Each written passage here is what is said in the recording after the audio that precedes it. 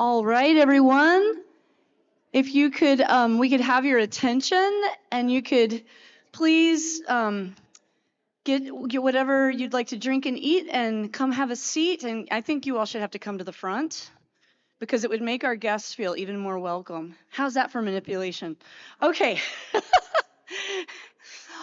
All right. Well, we are really excited at St. Paul's today to host this Faith in Action Forum on post-COVID education in our Richmond public schools with a special focus on the East End.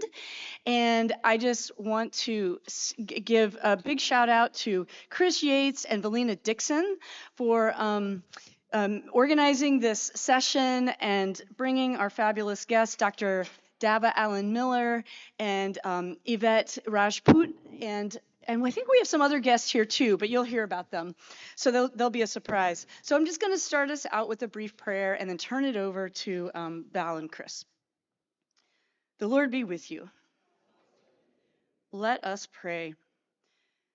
O eternal God, bless all schools, that they may be lively centers for sound learning, new discovery, and the pursuit of truth and wisdom. Grant that those who teach and those who learn may find you to be the source of all truth. Through Jesus Christ our Lord. Amen. Thank you. Thank you, Gwen. Well, hello, St. Paul's. How are you? And for some of you, this is my second time seeing you in 24 hours. It's been an exciting weekend for St. Paul's. We were here yesterday celebrating 7 years of another one of our community partners, and that's Circles RVA. And so we were just so excited that St. Paul said, yes, please come and celebrate here because you have been an integral part of Circles RVA since its inception. So we were glad to be here. And then what an exciting weekend. Now we get to welcome some more friends from our East End community who have it's been an honor for us to be engaged in this work. So I'll just give you a little background about why we're here and what we hope to accomplish. And then my partner, Chris, over there is going to also chime in. And we're just going to have an informal kind of discussion with our leaders here. And then we'll open it up for some question and answer at the end. Okay? So we invite you to really be a part of today's discussion. So just a little background, our Faith in Action forums are a chance for us today to discuss how public education in Richmond's East End community has changed and continues to be challenged in the wake of COVID-19.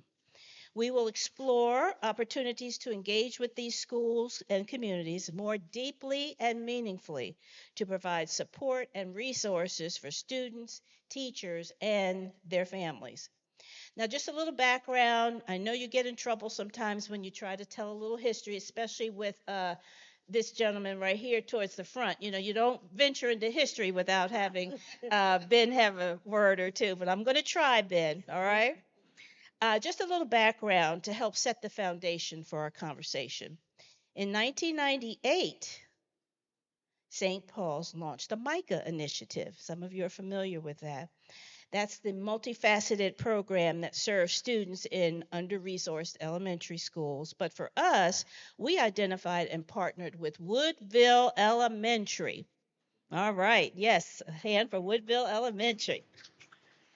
And now, 26 years later, folks, 26 years later, we are honored to continue to serve Woodville Elementary and have expanded efforts now to support students in the Richmond's East End through the Armstrong Leadership Program. That's another one of our illustrious partners. So today we're honored to welcome, or maybe we should say welcome back, to Dr. Dava Allen Miller. She's the principal of Woodville Elementary School, an educator for 22 years. 25 years. Her career has included serving with the Petersburg Public Schools and for the past 6 or 8 years now. 7 years with Richmond Public Schools. Her passion includes ensuring students are a part of a learning community that meets their needs and provides them with a world-class education. along with coaching teachers to their greatest potential. She is a cheerleader for all. Welcome. Thank you. And then we will also be glad to hear from Yvette Rajput, my LMR 2011 classmate, Leadership Metro Richmond. She's the executive director of the Armstrong Leadership Program at Richmond Hill. She has served in that position for 17 years.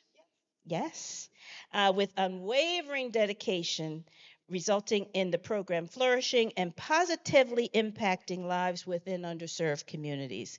She inspires, uplifts, and empowers individuals while leaving an indelible mark on education, mentorship, and community development. Welcome to our guests. Chris?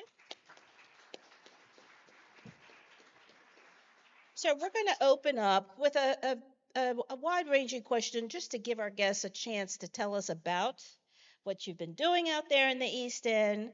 So Dr. AM, we call her Dr. AM, share with us, and then Director Rajput, then share with us an overview of your respective school programs, especially your goals for your students this year. Good morning, everyone. As it relates to Woodville Elementary, of course, we are elementary school K through 5, and we service approximately 220 students. Sounds small, right? Compared to elementary schools now. We are. We service students from the east end of Virginia, more specifically Creighton Court and Mosby Court. And one of the greatest goals that we have for the students at Woodville is to just increase their overall reading proficiency. So when COVID hit back in 2019, it had a great impact on our students' ability to read and write. Because as many of you already know, we Richmond Public Schools was virtual for one complete school year. So when I did a little math, I said my now fourth grade students were kindergartners the year that they spent an entire year on a computer. So we know what that does for writing ability. They didn't have to write anything, everything was typed. There wasn't a lot of being read to happening because everything was on the computer.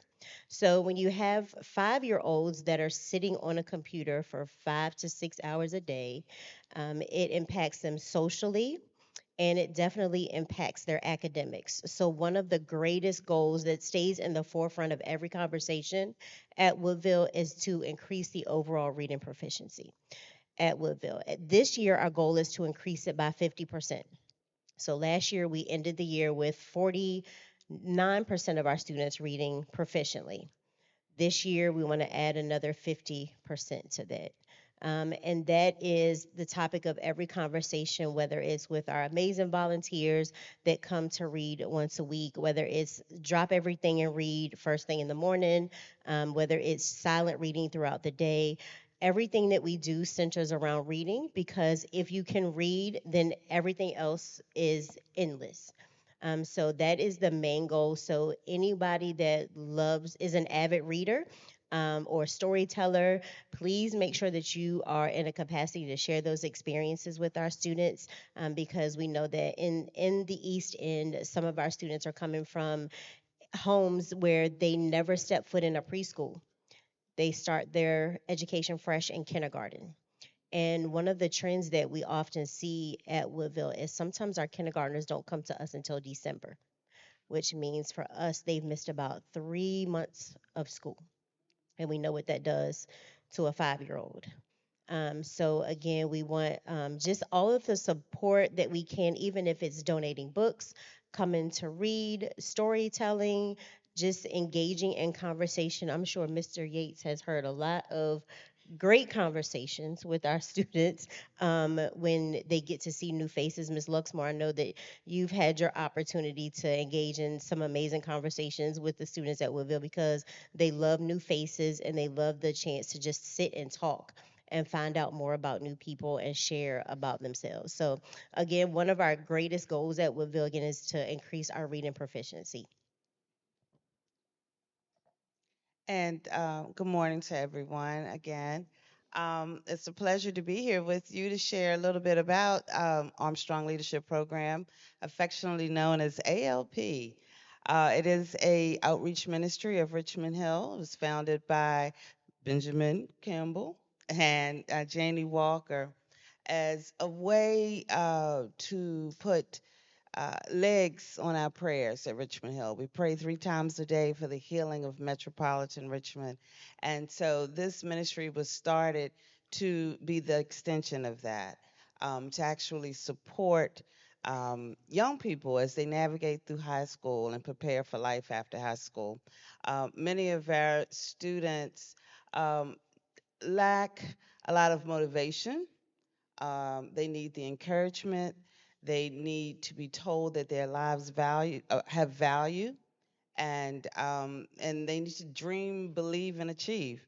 And so that process is done through 5 key components: personal development, leadership training, mentoring, service learning, and cultural exposure, and also postgraduate preparation. So in those 5 or 6 different areas, we're able to reach our students and help them to really see the futures in a much brighter way.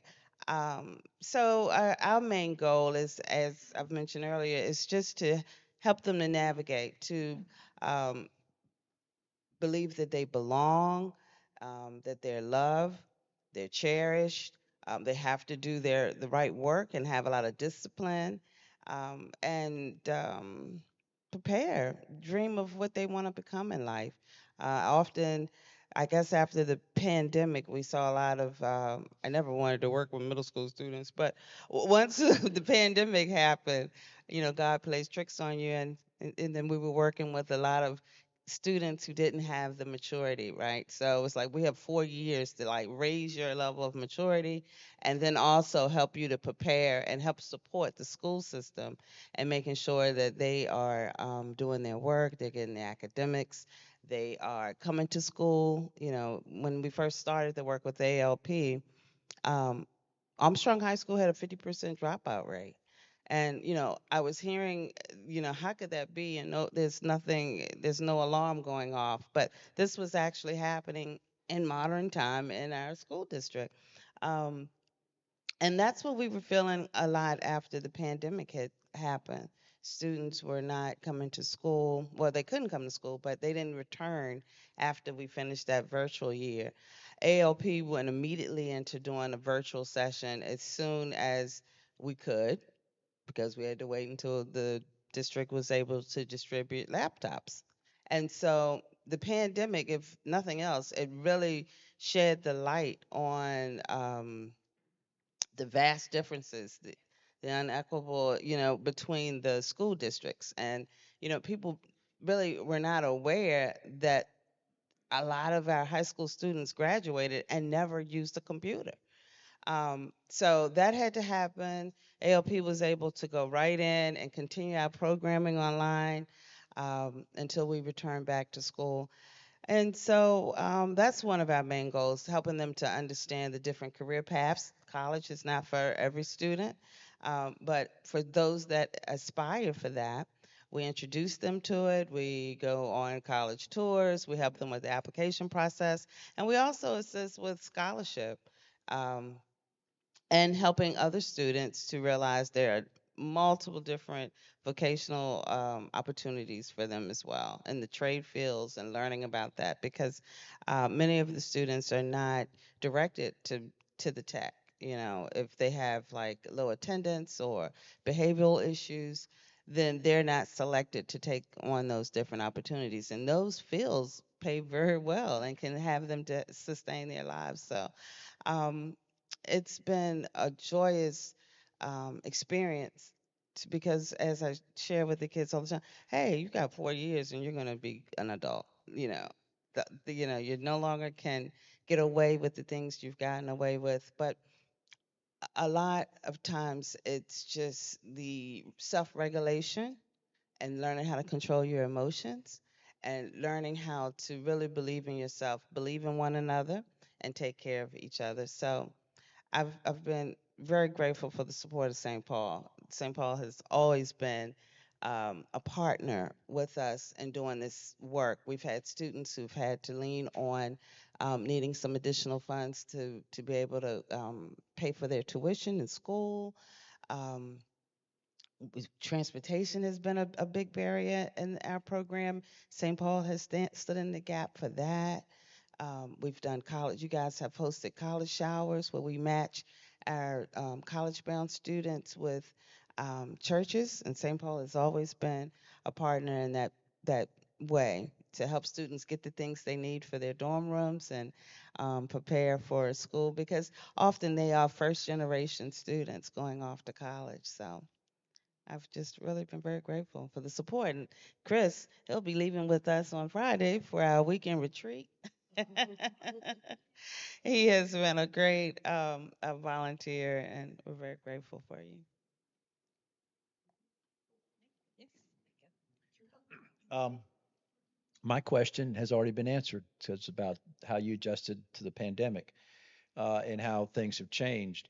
Is there anything else you'd like to add to what you've already said about how you had to adjust things? Both of y'all addressed that pretty well. So I'm going to go. Is there anything else you'd like to add to that? Okay, I'm going to go just do a couple of things, my own stuff, and tell you that both of Woodville and ALP have really struck me as places to help kids. They are helping them right now, and they're going to help them in the future because leadership counts. And we have leaders here that need to be backed. And the more we can do that, the more results we will get. We won't get it without leadership. And I love the fact that you walk into Woodville and you have a welcoming environment and you get, I go into I've got a child that goes in second grade and go into the classroom and they're all want to see you and go to the lunchroom and everybody wants to see you. But the main thing is that that their needs are getting met there. We just have to back that up. That's what our that's I feel like that's the church's role is to back that up. And most of y'all know, of course, I just got here. Denise and I came in from Scottsville, and my job was to run a school for kids, residential school with kids with emotional problems.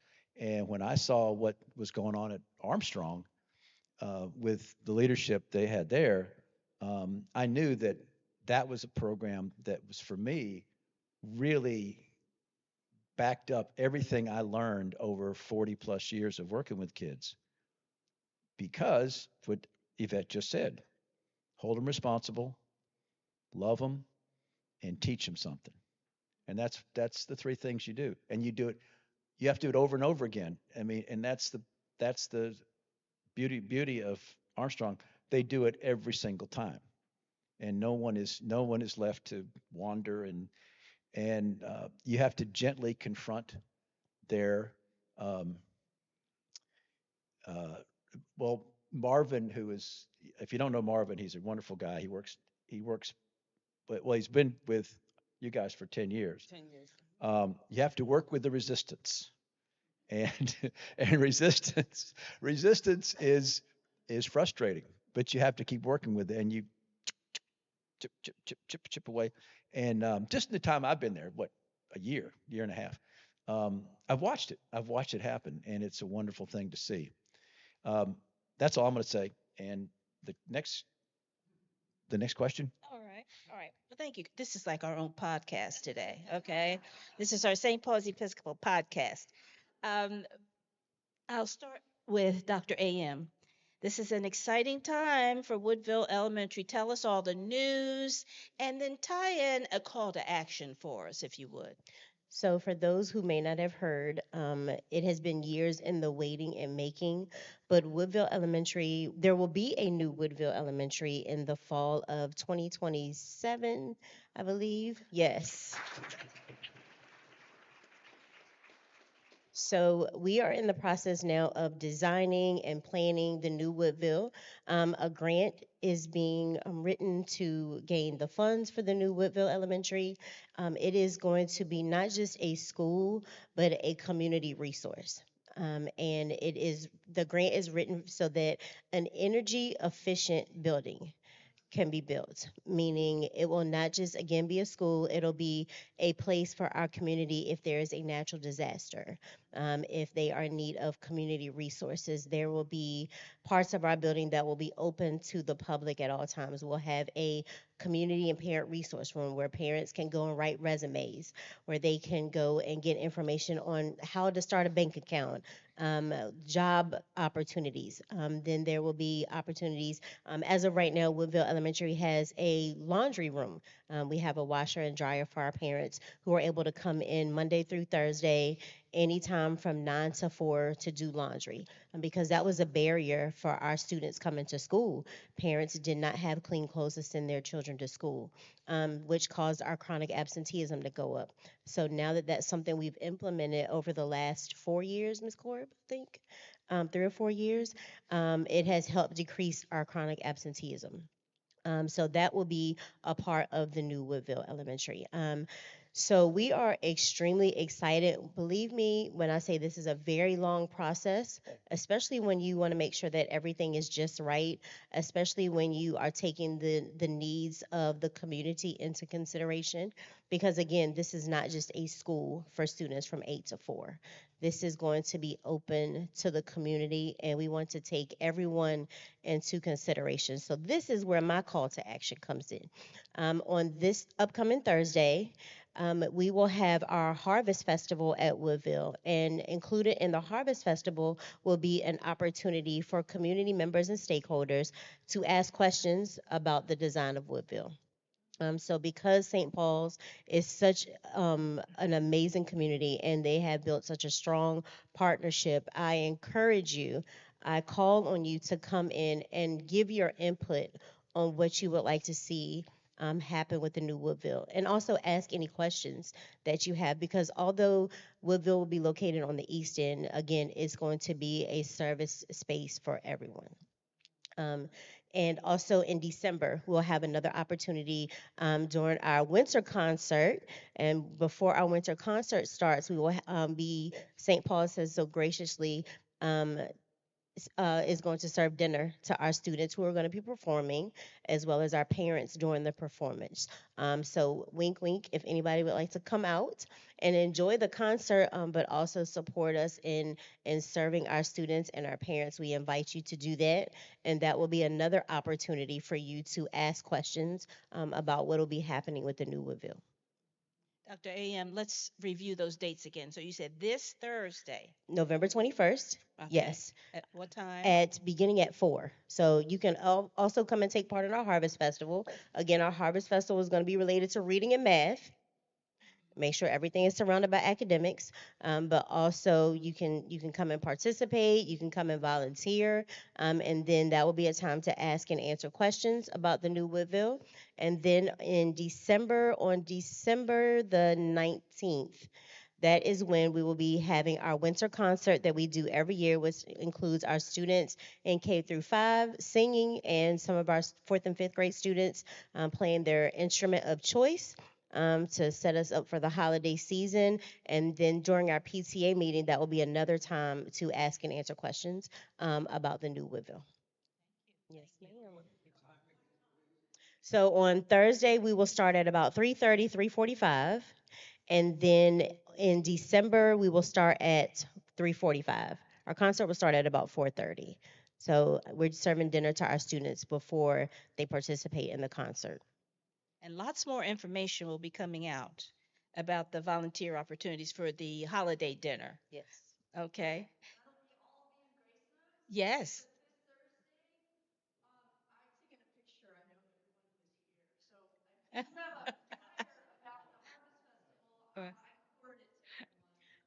Awesome. I will make sure that that is shared. Ms. Corbin, I will make sure that that goes out. Yes, and our Instagram page. Yes. Yes. Yvette, tell us about the good news and the news going on at Armstrong Leadership. Well, first, I like to state Frederick Douglass quoted that it is easier to build strong children than to repair broken men. And that quote has truly grounded the work that we do in the Armstrong Leadership Program. We have a lot of great news coming up is that we're funded. We have 16 seniors this year, and so that's an uptick. And the help and the support that we need is that we need more mentors. We have a one-to-one mentoring component of the program, and so we need more additional adults, community adults, to do one-to-one. We also need facilitators for different sessions, personal development and leadership sessions. And I'd like to also introduce Mary Farrell. She is our right here. Thank you, Mary, for coming with me this morning. She is our VCU social work intern. And this is like our 6th year having the partnership with VCU. In that way, they have provided 2 social work interns this year. And so to be able to have case management for our students, um, at no cost to the family is just so beneficial in so many ways. Um, and with the uptick of the seniors, we will need to match them with college showers, people that want to host and help that student to prepare for leaving for school. So those are some things that we need assistance with, and transportation. We're in need of a second van, so we're working towards getting that. And in February, we will have a program to overview the experience we had over this past summer, which was a cultural immersion history tour. Students, we took a group of 10 students on a journey, starting here in Richmond, where we unpacked the 1619 Project, slavery. They got to visit the Tuckahoe Plantation and learn the history of how slavery has impacted their lives today. Is still relevant, right? And then we got to get on the bus, as they say, and go on the civil rights tour through Greensboro, North Carolina, to the International Civil Rights Museum, and then to Montgomery to the Legacy Museum, and off to Selma to actually walk the Edmund Pettus Bridge. And so that experience for them was just unbelievable, and we would like to be able to do that again this coming summer. And then they got to spend time also in Atlanta, and to learn about Martin Luther King and his legacy. And believe it or not, we have students graduating from MLK and they still don't know who Martin Luther King is. And so that just was mind blowing for me. So for them to have this immersion project to actually touch and learn, and have that experience and walk in those footsteps, made a huge impact on our students. And I think that's why many of them are, they stated in their workbooks that um, at first they started out a little bit angry because they didn't understand why they didn't know this history. Why hadn't it been taught to them in school? But after we finished the project, they were really had a sense of pride and a sense of commitment to dedicate their lives to making sure they not only learn but also help someone else. Mhm. Lost my place. I was listening to Vet. I lost my place here. Um, well, we're coming to question and answer time now. So raise your hand and I'll call people. Okay. Jerry?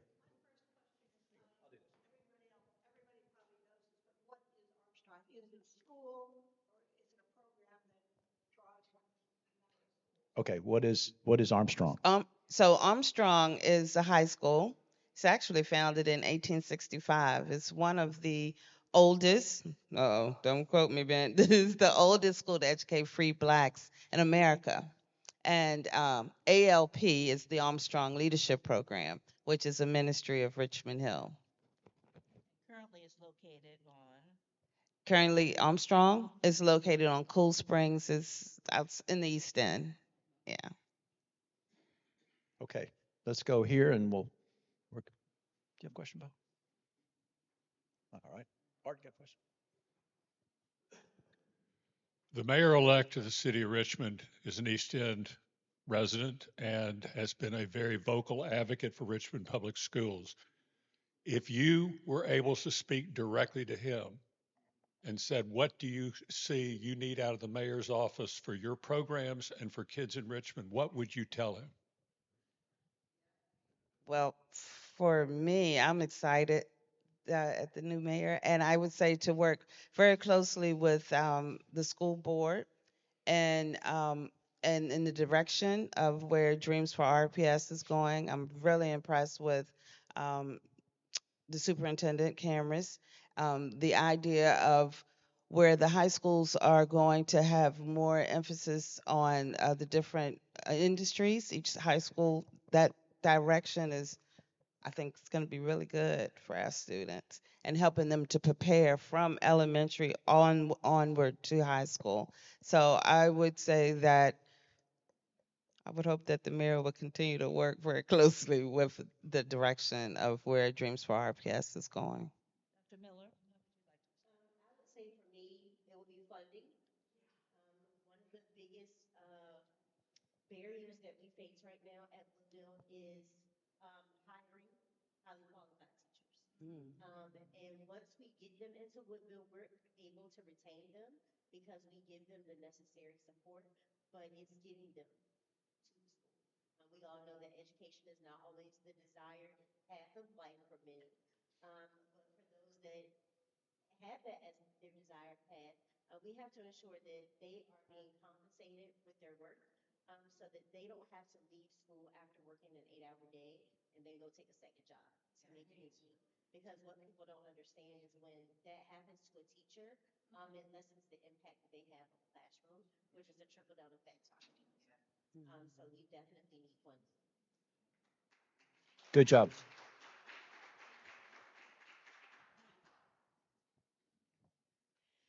Thank you both. Thank you, all of you.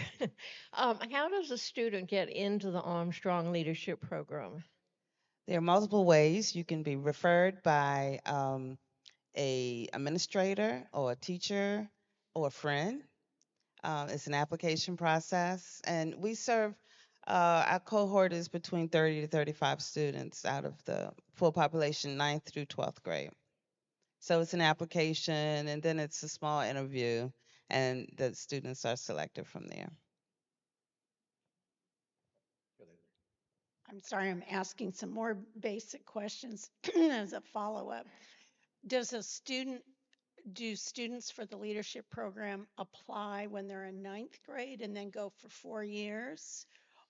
It depends. Okay, So, majority of our students are 10th through 12th, and so you can actually apply as a senior. Have each year we recalibrate the list, and then we have a certain amount of slots per grade available for our students. okay. Yeah, so that would be, we would love to double the number of students in the program, but we would need double the staff. So that would also be a great need of the program. And when you say it's out of Richmond Hill, is that where the people gather for the program or is it in the high school? All over. That's been my main tagline. We use the city as our classroom. So we meet at the school. We have a new teen center in the East End. That's we're one of the first groups to actually bring youth to that center. Um, we go to museums, plays, symphony.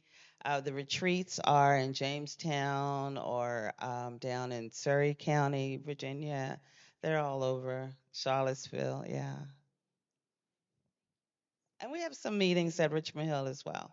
They come there at least once a month for dinner and chapel time. For the ALP program, is there any post ALP program for the students who go off to college to mentor them with other, to try to help them be as successful as they can? Do we have our graduates to come back and speak with the Well, students? no, the students that go to college, I mean, their critical time is that first year. It's getting adjusted to college and passing and having tutoring or whatever their needs are. I was just wondering, to help them be successful, is there any post? Oh, Yeah. postgraduate support. Yeah. Yes. So we are stay in contact with our students that first year out, and majority of the mentors also continue their relationships with the students as well. We have some mentors who go as far as um, giving the students allowances while they're in college, just so that they don't have to work their first year to really get acclimated to the college material. We've had one mentor that we know very well that actually adopted a student, as both her parents had passed away, and she went on with her life, and they were together, and they're still together. That's her daughter. And for Woodville, the idea that maybe after school tutoring or in school tutoring, what is the ability for that? If you notice that a child has a barrier to learning that the classroom teacher may not have time to address, how is that set up? So Woodville Elementary does have an extended day program. Oh, mm, Woodville Elementary does have an extended day learning program. For us this year, it will start in January and it will run from January to May. And it's 2 days a week, an hour and a half to 2 hours each day. Again, that requires us to have teachers that can stay after and work that time. In addition to us helping students with academics during that time, I don't know how many are educators in here, but I've heard about the government's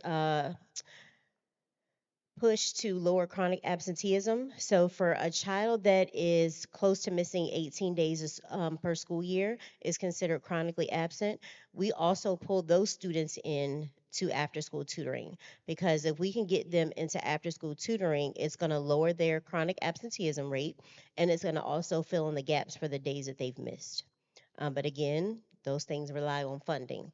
So there's a whole process that we have to go through to gain those funds because those funds don't come from the city, they come from the federal government. So we have to wait for them to release that money to us. So for us, it will start in January. And one last question. Trauma is huge, both for high school, even 0 to 3, and in elementary school. I assume teachers are required to do trauma-informed care, but would that be something that volunteers should also um, receive to better understand what their students are going through? It definitely is. Yes, our teachers are required to do trauma informed care as part of their beginning of the year training, and that's something that's ongoing throughout the year, especially at an East End school like Woodville, because it's hard to imagine a 5-year-old coming in with trauma, but it's very very normal. Um, and volunteers, we don't provide our volunteers trauma informed care, but we encourage them to engage in it if it is available to them because it impacts how a child will open up to you and receive you if you have those trauma informed care practices. And I'll just shout out Miss Corb real quick because she's really good with providing our volunteers training and um, pointing them in the right direction to get trauma informed care.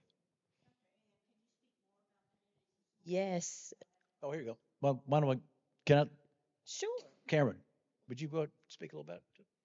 What do you want me to say? Tell us about what you do, Miss Corb. So I am the CIS site coordinator at Woodville, and my job, I wear a lot of hats. My job is to bring community resources into the school, and that looks different for every student. I case manage a minimum of 50 students each school year. So I'm trying to think about because I feel like I do so much. I manage a lot of the partnerships, like this partnership with St. Paul's. So I coordinate when community partners want to do donation drives or I'm trying to think when there are community partners that are able to provide services. So I've connected with Challenge Discovery Projects, which is an East End based nonprofit. I've connected with Full Circle Grief Center, and they'll send us a master's in counseling intern to provide grief counseling to students. So that's something I've been able to do over the last couple years. And then I also do small groups that I facilitate on my own with students, working on social skills and just dealing with life. And sometimes I'm able to provide one on one support. I coordinate our volunteers like Chris and Michelle, who come in and are lunch buddies and they're reading with our students and connecting with them and starting that mentoring relationship. And I know before my time, um, the site coordinators before me, Amy Malloy and John T. Simmons, they have connected a lot of St. Paul's volunteers with students at Woodville, and I have just heard stories of how they've, followed them all the way through high school, which I think is beautiful. But did that cover what you wanted me to say? Miss I have Corb I have is one truly more thing for Cameron before uh, we move on. Um, Last Christmas, I remember there was a credit card tree, and a lot of people gave to it. Talk about what you did with those credit cards. Stand up here. Come on, stand up here. Yes. Send So credit cards in. yeah, it's okay. So St. Paul's generously donated, I think like over $1,000 in gift cards last Christmas.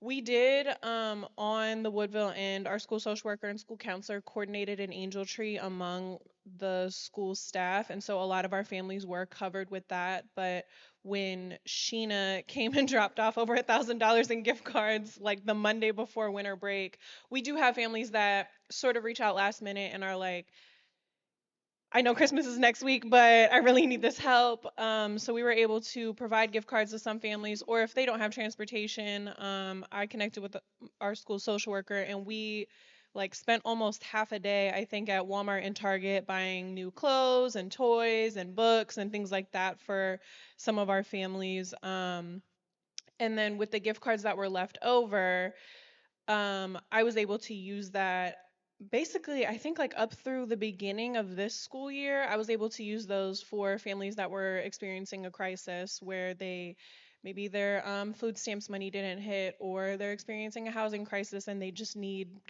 random things, and I can just help provide that monetary support. Thanks to St. Paul's. So I was able to give them like Kroger gift cards, what was it, like Walmart, Target. There were some just Visa gift cards, and that was just extremely helpful for those situations. Yes, that's going to be starting soon, right? Yeah, next weekend. Okay. And Okay. I'll also like to say that we support the high school students during Thanksgiving and Christmas and Easter time as well with gift cards for their families for meals. We also do meals for the families. That was something we started during the COVID time. That was one way that we could actually have a one-to-one with the students by going to each home and dropping off the meal, having conversation with their families. Thanks to St. Paul, we were able to use the van and go into the communities. And I'm telling you, when that van pulls up, we get so much respect in the community from the folks that are there. They were helping us unpack the boxes of food, waving, and to just see us show up for those students, it was as if they were like, "We see you, and we're happy you're here. We're gonna look out for them as well."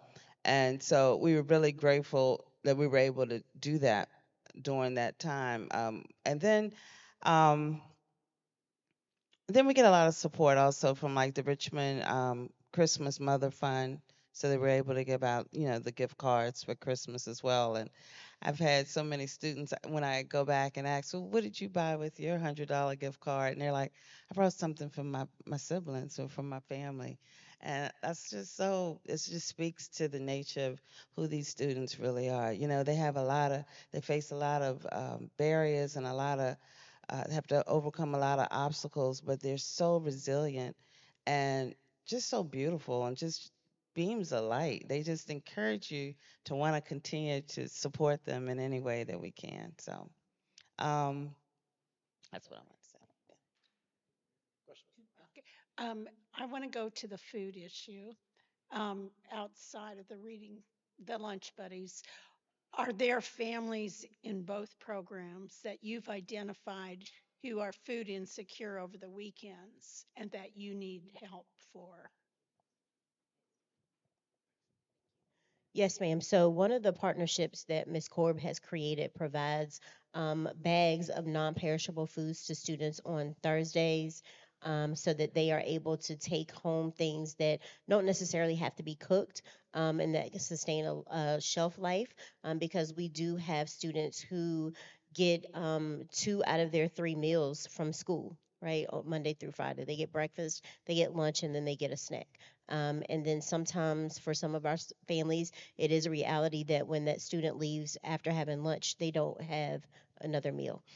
So we just recently identified probably 10 plus families that will need support for Thanksgiving meals and for Christmas as well. But we do have a lot of families because a lot of our families have multiple children, anywhere from 2 children to 5 children. Um, and they need, we know that, babies that age eat a lot and because they're growing. But we have definitely identified students. Ms. Corey, is it about 30 students that get the food bags on Thursday? It's actually about 45. 45. I So, get up to 50, but I'm giving out about 45 a yep. week. And then sometimes they will come back on a Monday and ask for another bag to get them through the week. So, yes. I actually just wanted to add that on the topic of the gift cards are also helpful because I know a lot of folks like to do the shopping and be the angel tree person, but the gift cards are really helpful because they empower our families to be able to make their own decisions and choices. And I think that that's really powerful, as opposed to handing them a garbage bag full of gifts that they weren't able to pick out themselves.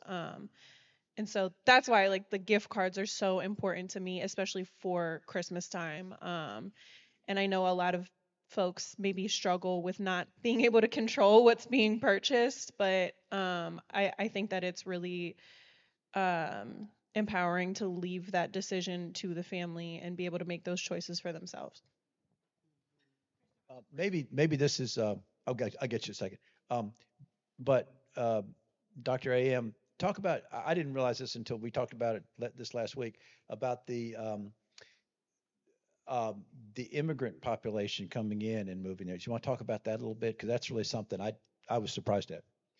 So, on the East End, in the last 6 years, our English language population has grown tremendously. When I first arrived to Woodville about 6 years ago, I only had one student who was an English language learner.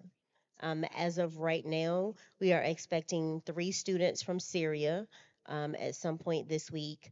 I have 4 students who have been here for about 2 years from a Spanish-speaking country. I have a student who speaks Mama, which is a dialect of Swahili, I believe. And we're getting a family from Honduras. Is that right? We're getting a family from Honduras as well. Now, our Syrian family, they're coming straight from Syria, meaning they have never been in the United States, which means they require support with housing, education. They're going to need some trauma informed care. But our population on the East End is growing. So in the next couple of years, I believe we're going to be very similar to the population on the South side of Richmond, having families from all parts of the country. So that kind of pushes us to learn a second language for those of us that don't already know one, because we have to be able to communicate because the families come straight to the school. So they're able to identify where their babies are going to come to school and they come directly to the school to get the support that they need. And we have to be able to communicate with them effectively so that there is no gaps in them getting what they need. So it is definitely starting to change on the east end of Richmond. We have just a couple minutes left, so I'm going to have one last question here. And did you have a question? Okay, can you make it quick? Okay, that's good. I'm a visitor and I was just wondering, I see your program is to be commended for all that's being done, but I'm curious to know if possibly Smile of a Child can be possibly considered and implemented. Simple booklets of Jesus Christ, the stories of his love, stories of his simple gospel and salvation to the children and to the families. So I'll speak on that because we are a public school. We all know that there's a separation of church and state. So that is not something that can be distributed from the school, meaning school personnel cannot distribute those materials. um, because we have to maintain that separation. And I think that we would have to get permission from the Department of Education to even have it distributed from St. Paul's. Okay. You're Val? No, it's time for you to wrap up. I'm watching the clock here. And inaugural podcast for St. Paul's Episcopal Church. It's been a real pleasure for us to have our distinguished guests today. I have a loud voice, so sometimes I don't even need a microphone. But it has really been a pleasure. Um, this work, the one thing that struck me was this continuum of care. I think that we have established here at St. Paul's Episcopal, and please carry that with you. We are doing wonderful things here. I'll speak very personally as well as a member of the church. And so carry that with pride. People recognize us. I used to tell a quick story about our bus. When I first moved here to Richmond, it's been 24 years now, and I worked at Richmond Redevelopment and Housing Authority. Many of you know that. And when I would be in our communities, I would see that St. Paul's Episcopal bus. I'm like, who is that? Who is that? And so I ended up visiting. Okay. So the bus is real. It grabs respect. It garners respect. Just this past 2 weekends ago, we took voters from Hillside Court.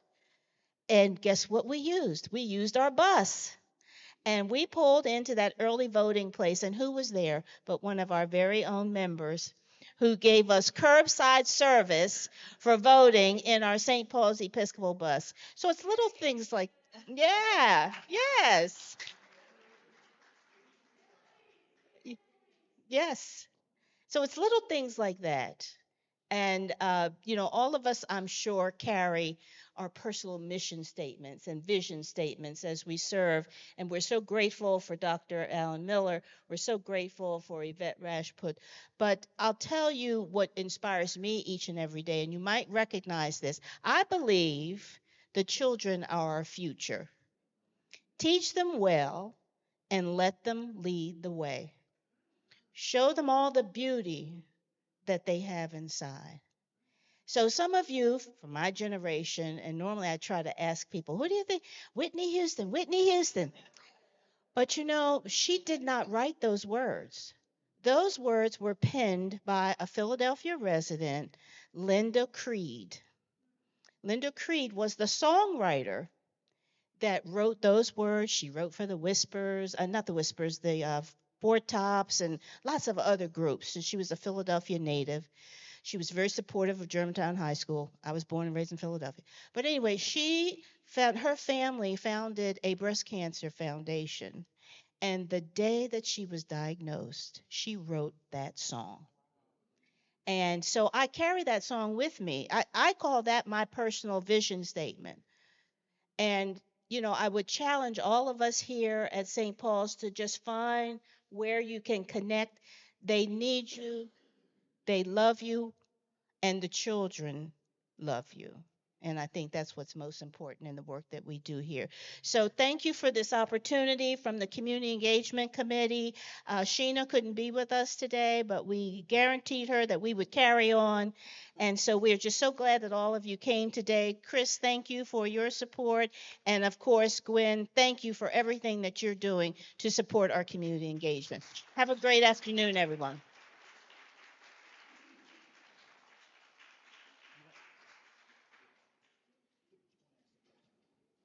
Principal. Okay.